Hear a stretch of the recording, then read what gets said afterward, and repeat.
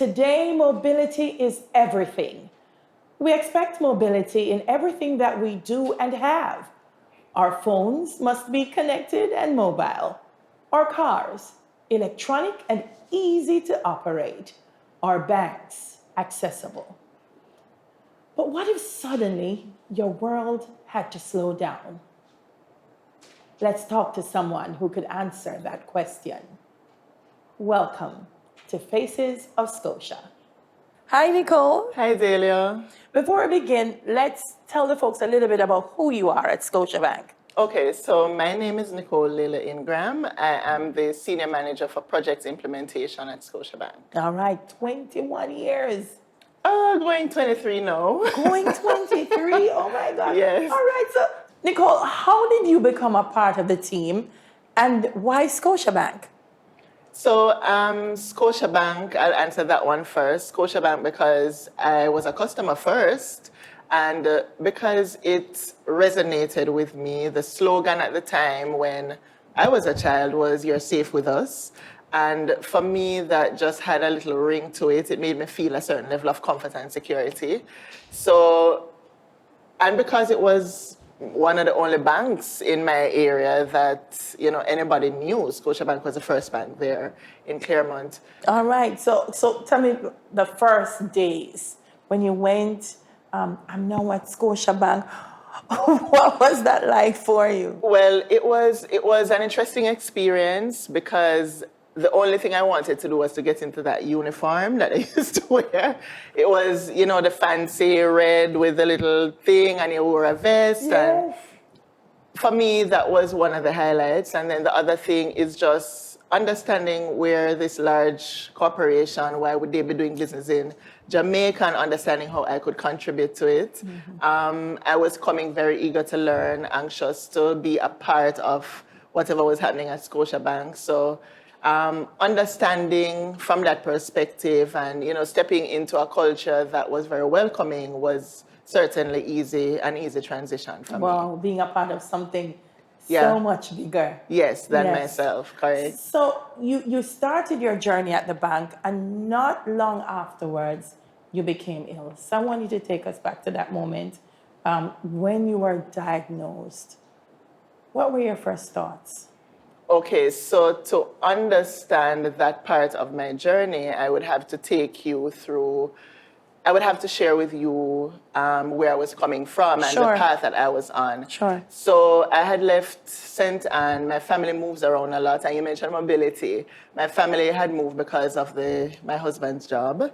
And we were very flexible that we never wanted our family to be separate. My husband and I wanted us to be present for our two boys. And so that was a decision we took very early on, that wherever one went, the other three would follow, right?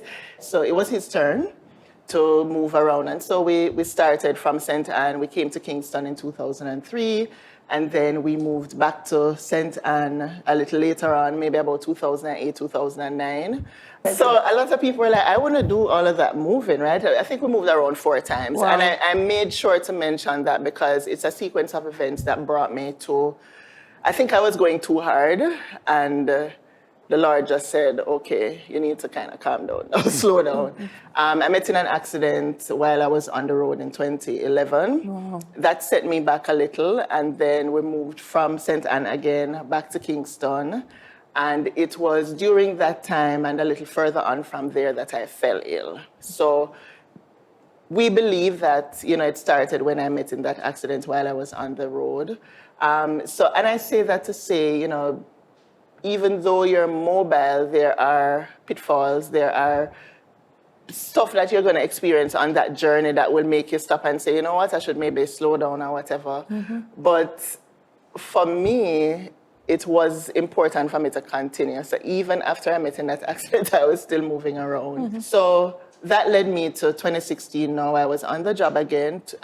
By this time, I was promoted up the ranks to Senior Manager Service and Support. So I was servicing I was responsible for providing overall support to a number of branches. Okay. And Which still meant you had to be moving from moving, branch to branch. right. So that job was actually mobile. I had to go from branch to branch, right? And it wasn't a problem for me because, you know, we had the support at home and it was easy for us to just, right? I was at work in St. Elizabeth and I just woke up with a headache that was out of this world. I was down there on assignment. We were transitioning operations managers, and that's a part of my function to ensure that this transition and the handover goes smoothly. And from I arrived at the branch in the morning, I just could not function. And So you had the headache, but you still went. yes, I'm working. I mean, at the time I just thought it was a headache. So, you know, I was at work and I called my husband. I usually call him as soon as I reach in to say, okay, I reached safely, whatever. And I said to him, you know, I'm having this headache and I feel like I can't focus. And, you know, the branch staff, of course, in the true Scotia spirit, got me the medication I needed and said, okay, Miss Nicole, just sit down a little. And it just got worse. We had, right throughout the day, I couldn't sit up straight. Now, during this time, of course, I didn't know what was really happening to me. And by the end of the day, I could not stay at the center of function because I felt like my entire body was right. So I got in. I was renting somewhere down in that area to stay over because I had another day to work in that area. And I got up. The headache woke me up again at about 3 o'clock, and I called the persons I was staying with to ask them to call my husband for me. And it so happened that fast forward, we came to Kingston. He had to come to me. I couldn't drive back. When they diagnosed me, they found out that I had all this fluid from my spine leaked out. So my brain, the pain I was feeling in my head is my brain going down into the spinal column. And nobody could. We spent a little while before we got that diagnosis, by the way, because everybody just thought I had a brain bleed. I was, the headache, it's maybe just sinus, it will go away. And, I was very insistent. I couldn't keep anything down. I couldn't sit up. I couldn't lie down. There was just nothing I could do that was comfortable. You knew something was wrong. I knew something was wrong. And once it was diagnosed and we found out that it was a neurological issue, then, everybody was like, okay, so what's next? Yes. And I believe that's the question. You could see it on my husband's face, you could see it on my son's face, because this is something new. I mean, not a lot of people know about this type of illness. And, the prayers started. The prayers started, and once we were diagnosed, it was easy for our doctors to diagnose, but we didn't have the equipment for anybody to confirm locally where in my spine I was leaking from. So they tried many options, many options, and I had to be on bed rest for about 6 months. Wow. And during that time, I developed another life-threatening illness. I developed a deep vein thrombosis and a pulmonary embolism to my lung. What? And with all of that, because I now had to take a decision in terms of what next, because lying down at home was not going to solve the problem. I was leaking, the way I was leaking from my spine, it was a huge tear when I eventually found it. And the way I was leaking from my spine, I couldn't drink enough fluid to outpace the pace of the leak. Right?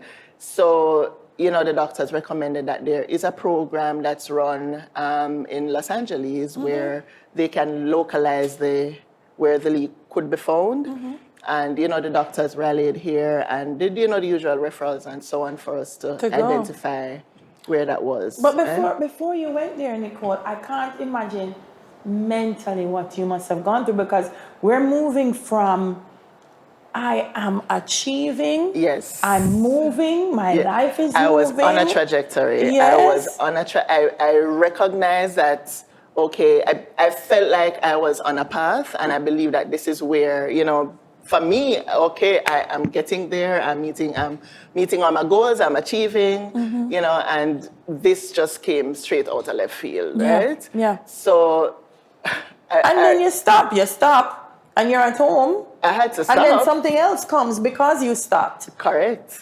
What goes through your mind at a time like that? there were so many thoughts. Yes. Primarily, my concern was for my family. That's the first thing, because everything was basically centered around me. While Kevin, was off, I was the one taking care of everything at home. And, once that kind of broke down, once I fell ill, it was like a shock to everybody's system. And we had support. So my mom would come up from St. Anne, and, I had friends in Kingston who would come over and help and take turns and so on. But it was a difficult period. What went through my mind the most was, okay, yes, my family, but what does this really mean? Because this is a neurological issue now. A lot of people have experienced the same problems, and they get paralyzed or they get issues with the brain. And, I just said, but I was on a path. I was, kind of making my way to where I wanted to go, and it felt unfair. I didn't feel like I did anything to deserve this, but my faith is very strong. I will pronounce that very clearly. My faith in God is very strong, and I prayed consistently about, what was happening. And I recall one day I was in the hospital because they couldn't find a mix of pain medication to stop the level of pain I was feeling. Oh, wow. I was on morphine for an entire half day, and I moaned the entire day. Oh. Suffice to say that it was a traumatic period. It was a challenge. It was a traumatic period. You went through. Yes, you yes. Went through and what made it even more difficult is that usually doctors don't treat a patient with a pulmonary embolism if you fly. So I had the problem with the lung, and I took the risk. And everybody told me, you're taking your own risk. If you come here and we don't feel like treating you, then that's our decision. And, we took the risk, and we prayed about it, and we said, yes, this is where we need to be, because these are the only people who could help us, right? Yeah. So for us, it was difficult. It was, the amount of thoughts that went through your head made you realize that, at some point I had to stop, because I started going down a road, and I said, you know what, I'm going to stop thinking like that. And I changed my mindset. I started every morning, regardless of the pain I was feeling, I got up every morning, I sang my praise songs. Good. So the perspective changed. I didn't focus on what was happening in the circumstance. It's difficult. I'm not saying it was easy. It was really difficult, because then you're thinking of everything else that is on pause because I'm in the hospital. Yes, but it changed it. Yes. Well, one of the things that changed for you was opportunity. Yes. Because you were on a trajectory, but then this happened, and then an opportunity came its way. Yes. Tell me about that. Delia, it didn't feel like an opportunity at the time. At the time? Oh. It didn't feel like an opportunity because, remember, I was now on a path, right? Yes. And the only thing that was going through my mind, do I have to start all over at work again? What's going to happen? I mean, home got settled because we worked out some way to deal with that. But then I'm back at work, I can't travel at the rate I used to travel. There are certain limitations now on how I can move around. I was no longer mobile for a particular period of time after surgery. And so, I couldn't do the job I was doing anymore. And I now had to transition into a different role. But what's remarkable about that is when I joined the operations team in 2013, which was 3 years before, I joined as a project officer. Okay. And then I did a certification in project management. And then in 2016, when I was assigned to a globally distributed team that was servicing the Caribbean and doing projects, that was a team I was transitioned to because I could no longer function as a senior manager, service and support. And when I got transitioned to that team, it did not feel like an opportunity. I felt like, okay, I feel like I did this already, and I feel like I'm going back to what I did before. And Delia, the opportunities started coming.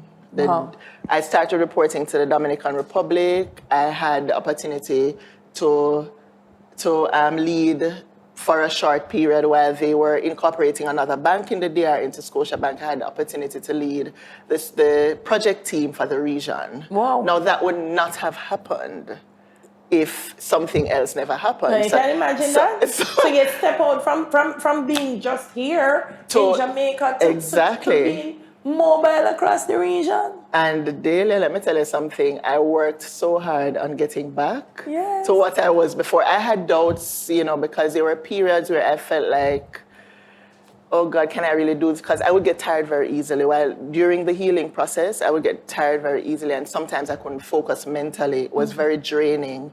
And, you know, I just always had to keep this positive mindset. Even when I didn't feel positive, I just had to keep telling myself, you know, it will get better.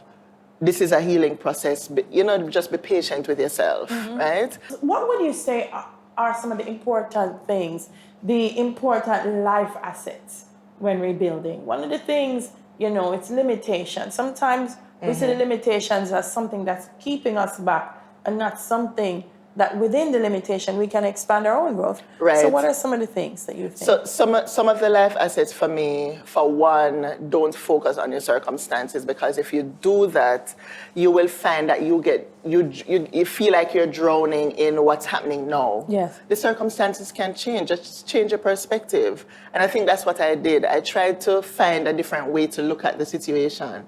And since then, what I realized is that I try to find the positive in every situation, no matter what's happening, because you know, life is peaks and lows, right? It's never about this smooth sailing all the time. Yeah. You have challenges, you experience difficulties.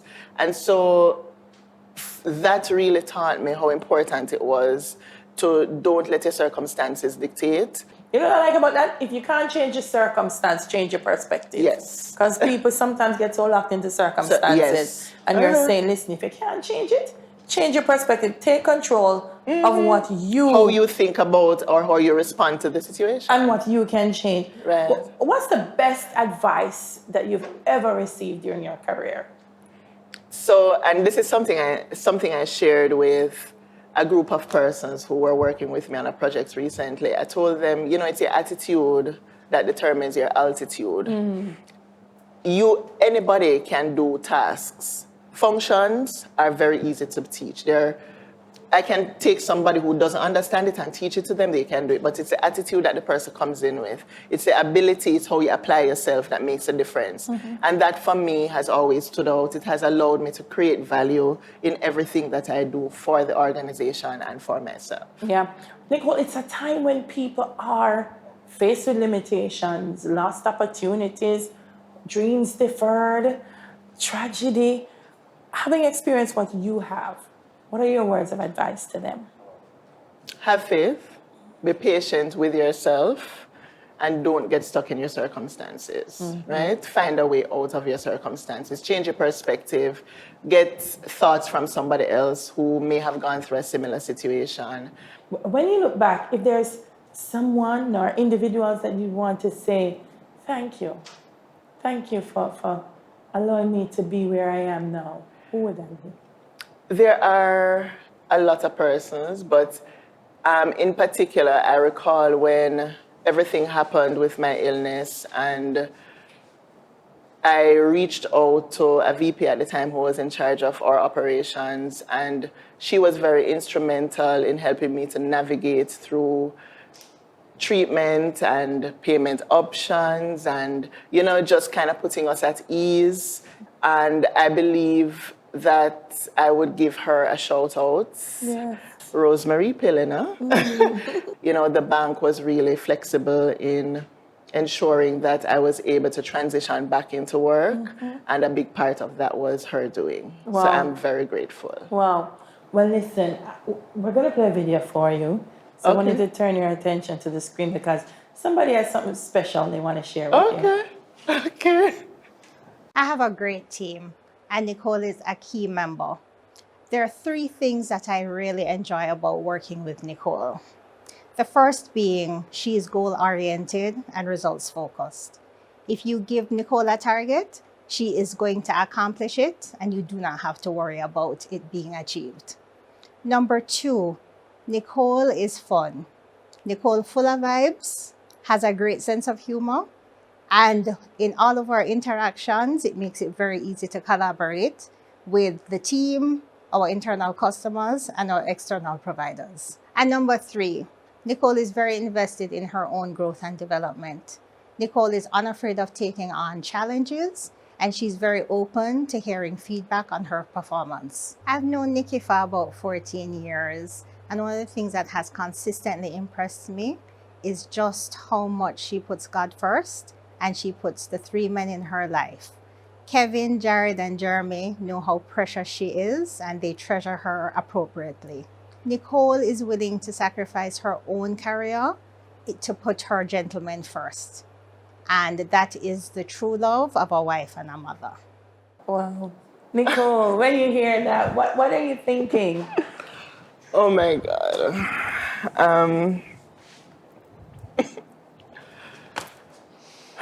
I think that was very surprising. I didn't expect that. Oh gosh. Let me gather my thoughts. That's all right. You can take your time. Take your time. I think Trisha hit the nail on the head. Yes. My family is very, very important. My village, or as my friends would say, my tribe. Mm-hmm. So yes, anybody who really knows me will know that that's my priority. Mm-hmm. Delia. No, it's a beautiful thing. I don't want to cry. No, but it's a beautiful thing. And when you're beautiful inside and out, it's how you impact people. You know, they say people forget the things you say and the things you do, but they'll never forget how you make them feel. And I think true. Your team are very proud to be a part of your team because of how you made them feel. Thank you so much for speaking with us. Thank you too, Delia. Oh, wow. We just have to thank Nicole for sharing her history, her journey, her amazing story. Listen, the people behind the brand are people just like you and I that have stories of success, stories of passion, stories of family, and like Nicole, stories about strength. Thank you for watching Faces of Scotia.